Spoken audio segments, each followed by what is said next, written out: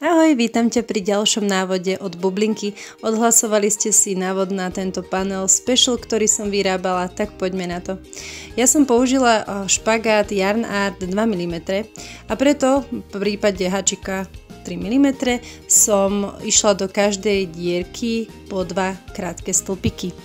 Samozrejme, v prípade, že použijete širšiu priadzu, možno pôjdete len do každého druhého, tretieho, musíte si to naozaj vyskúšať. Je to návod, ktorý je trošku taký zrýchlenejší, nie je až taký extra podrobný, aby som vás tu nenudila pol hodinu. Takže musíte si to len vyskúšať, je to hlavne pre takých pokročilejších, ale teda myslím si, že nie je to ani nič zložité, keďže sú tam použité naozaj len tie krátke stĺpiky, pretože to mi prišlo najkrajšie a aj najefektívnejšie, ako sa hovorí, v jednoduchosti je krása. Takže ja som zvolila pri tomto špagáte teda po 2 krátke stĺpiky do každého jedného očka po obidvoch stranách tohto panelu a takto to spravíte až do konca. No a následne, keď to budete mať pekne celé obháčkované, ako vidíte, začneme háčkovať samotnú bočnicu, ktorá samozrejme sa potom bude ľahšie tým pádom zháčkovať alebo prišívať, už čo si zvolíte. Na začiatku pri teda 5,5 mm háčiku, ktorý som si zvolila, preto lebo som to chcela mať trošku také dierkavejšie, tak som urobila 9 reťazkových očiek, ak by to niekoho zaujímalo.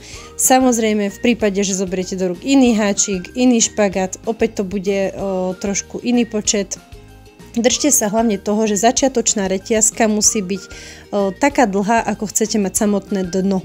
Čiže to sa od toho odvíja. Takže keď chcete mať 10 cm dno, tak urobte toľko reťazkových očiek, pokiaľ to nedodržíte napríklad. Takže je úplne jedno, akú priadzu použijete, aj aký háčik, s čím radi robíte.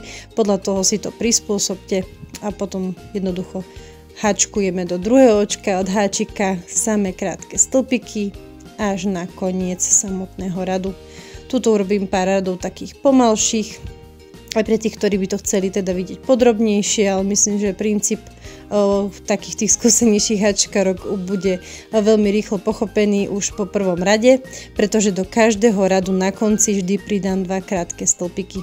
A takto to budem robiť v každom jednom rade a vždy len na konci.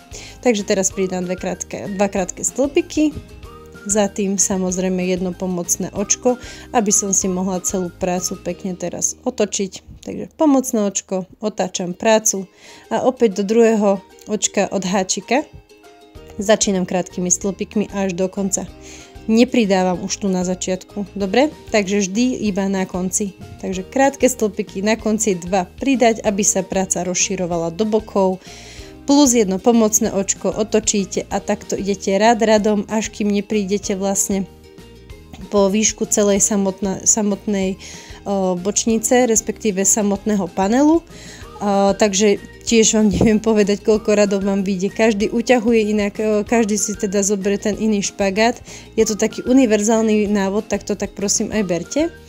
Urobila som preto maximum, lebo sa mi to veľmi zložito natáča tieto dni, keďže sme doma chorí.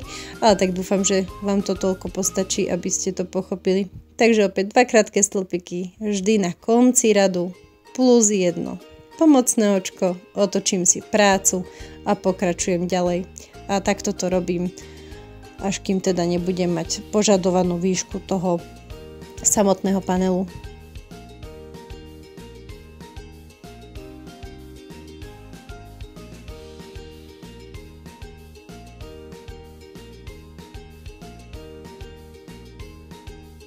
Teraz si vlastne ukážeme, čo som tým myslela, že to dno je vlastne tá prvá reťazka, ktorá je vytvorená od tej, potom už len do vrchu sa snažím háčkovať toľko radov, aby som to teda celé splnila.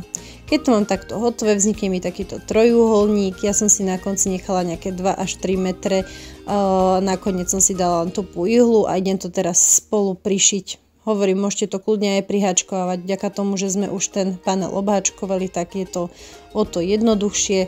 Ja som si zvolila teda ihlu, potrebujete ešte 2 označovače a je to kvôli tomu, aby ste si to dno pekne na stred pekne prirovnali. Tam si ho vlastne presne zaistíte tými označovačmi, aby sa vám to už potom nepohlo. aby sa vám pekne ukázalo, kde je ten stred toho dna a už len potom pekne k tomu pripnete, prihačkujete alebo teda prišijete samotné bočnice. Takže takto jednoducho, aby ste to lepšie videli, takto si to len pekne pripevním a teraz samotnú bočnicu jednu privšijem s tým panelom a zase aj druhú. A takto mi vznikne celkovo to, čo presne potrebujem. Ja, ak som si to obhačkovávala, nehávala som si tam pretrčať špagát, takže si to takto na konci ešte pripevním, čo mi urobilo tiež celkom fajn prácu. Môžete si tam dať treba tiež nejaké očko alebo špagát ešte zvlášť, aby sa vám to nešmykalo. No a potom to jednoducho prišijete. Už na vás, či si zvolíte nejaký matracový steh alebo nejaký iný špeciálny. Ja som zvolila úplne klasické prišitie jednej strany o druhú.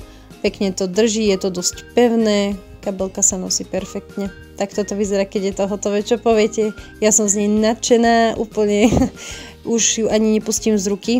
Takže dúfam, že sa vám návod páčil, že skúsite a budem sa tešiť za vaše fotografie, spätnú väzbu, zdieľanie, lajkovanie. Majte sa krásne.